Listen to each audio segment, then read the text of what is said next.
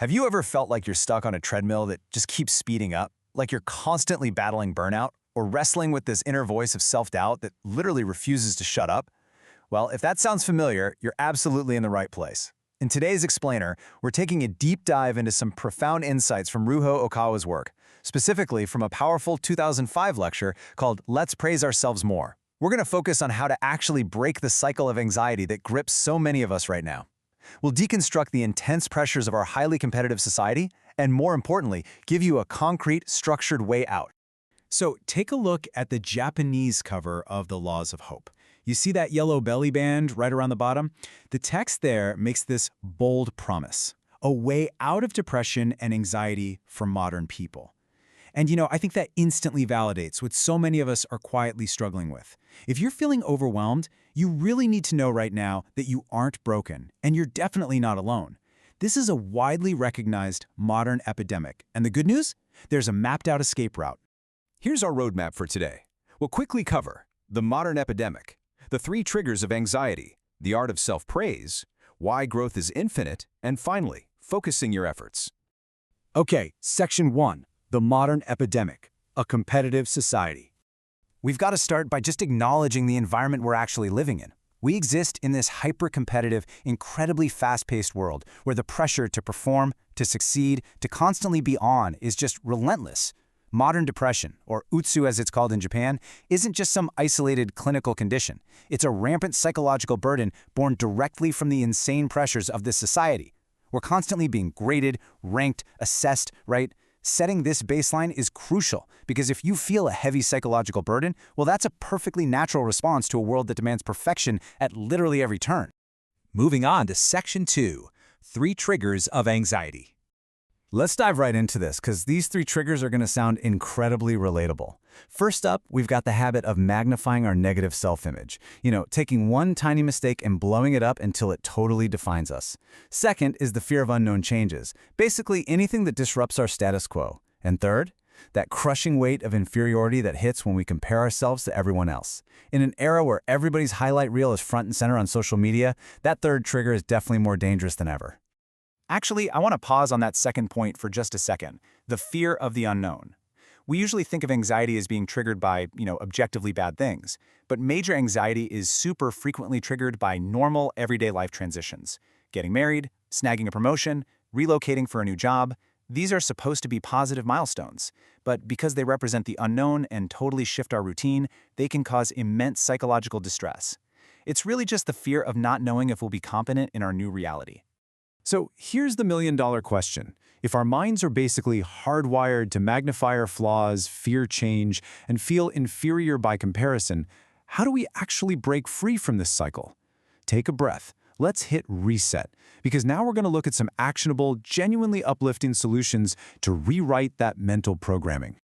Which brings us to Section 3, the art of self-praise.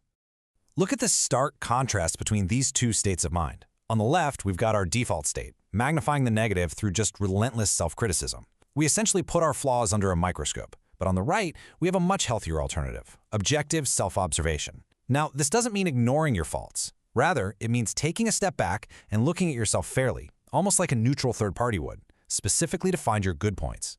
To overcome those deep-seated feelings of inferiority we were just talking about, we have to adopt the mindset from that original lecture title, Let's Praise Ourselves More. It is absolutely essential to practice moderate self-praise and self-acknowledgement. You've got to deliberately catch yourself doing things right. I know it sounds cheesy, but acknowledging your own value isn't egotistical. It's honestly the required medicine to counteract the toxic effects of our hyper-competitive society. You really have to become your own biggest advocate. Section 4. Growth is infinite. Okay, this right here is the core philosophical shift that will completely reframe how you view your potential. Human ability has limits, but growth is infinite. Just let that sink in for a moment. It's incredibly liberating, isn't it? It acknowledges the totally realistic truth that yes, our current abilities definitely have limits. We aren't naturally perfect at everything, but our capacity to grow, to learn, to improve over time, that is absolutely no ceiling. Accepting your current limits completely removes the anxiety of perfectionism, while embracing infinite growth, well, that restores your hope for the future.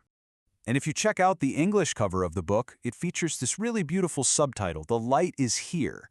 That light, that profound sense of hope, it comes directly from ditching the exhausting myth that you have to be flawless right this very second. The light is found when you just embrace the reality of focused, continuous growth. Finally, Section 5. Focusing your efforts. So, how do we actually put this infinite growth into practice? Here is your ultimate strategy for success, mapped out in 4 crystal clear steps. Step 1. View yourself objectively, stripping away all that harsh self-criticism. Step 2. Deliberately praise your good points, so you can build up a solid baseline of confidence. Step 3. Pick one specific field. Seriously, don't try to master everything. Just choose one area where your strengths actually lie. And Step 4. Persist long-term. This singular focus, combined with a healthy dose of self-compassion, creates a totally clear roadmap right out of that anxiety cycle.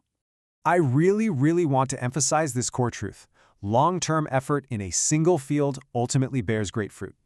Please, reassure yourself with this fact right now. You do not have to be good at everything. Our competitive society constantly tells you that you need to be a master of all trades just to survive, and honestly, that's exactly what causes the burnout. The real truth, narrowing your focus down to one area and applying yourself consistently over a long period of time will eventually yield massive, undeniable results. We've covered a ton of ground today, from understanding the real roots of modern depression to embracing the seriously liberating power of objective self-praise and focused effort. So, as we wrap up this explainer, I want to leave you with one final thought to ponder. If your growth truly is infinite, and you no longer have to be perfect at every single thing, what is the one thing you're going to choose to focus on today? Think about it. Pick your field, give yourself a little well-deserved praise, and start growing. Thanks so much for joining me today, and I'll see you next time.